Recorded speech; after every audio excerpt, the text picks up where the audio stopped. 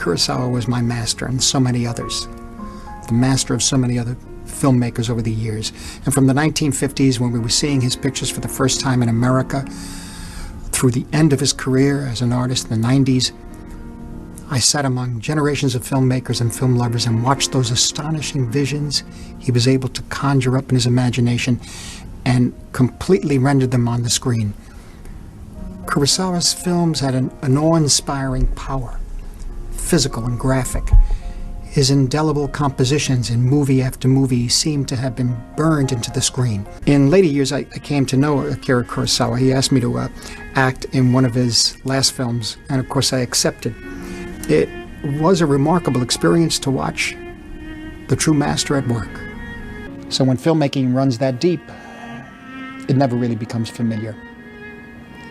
It always feels like you're watching it for the first time.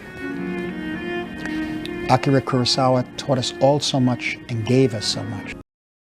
If you want something really modern from Japan, just take a look at High and Low, Kurosawa. Widescreen, black and white. And it took me a little while to figure it out, but every movement of the characters, Mifune and all the people around him, were all designed. Everything was blocked in very precise form, so you get a very modern impression as you're watching the picture in that widescreen, black and white. And it's a very unique film. It feels modern, but there's a last section of it when it goes into the low part of the city with the drug addicts and this sort of thing.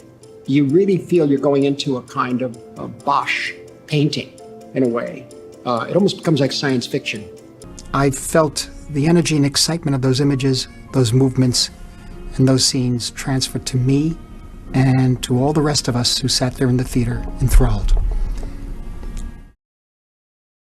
When the great filmmaker Michael Powell saw Rashomon for the first time at the Little Carnegie Theater in Manhattan, his conception of what a film could be and what cinema could do was changed forever. Kurosawa had us in the hollow of his hand, he wrote later in his autobiography. Every image, every twist in the plot revealed a master. So here was one great artist, bowled over by another younger one. Michael was in his 40s when he saw Rashomon. And you can imagine how it felt for those of us who were younger, whose eyes were opening to movies as we saw our first Kurosawa pictures. You could imagine the shock of that level of mastery.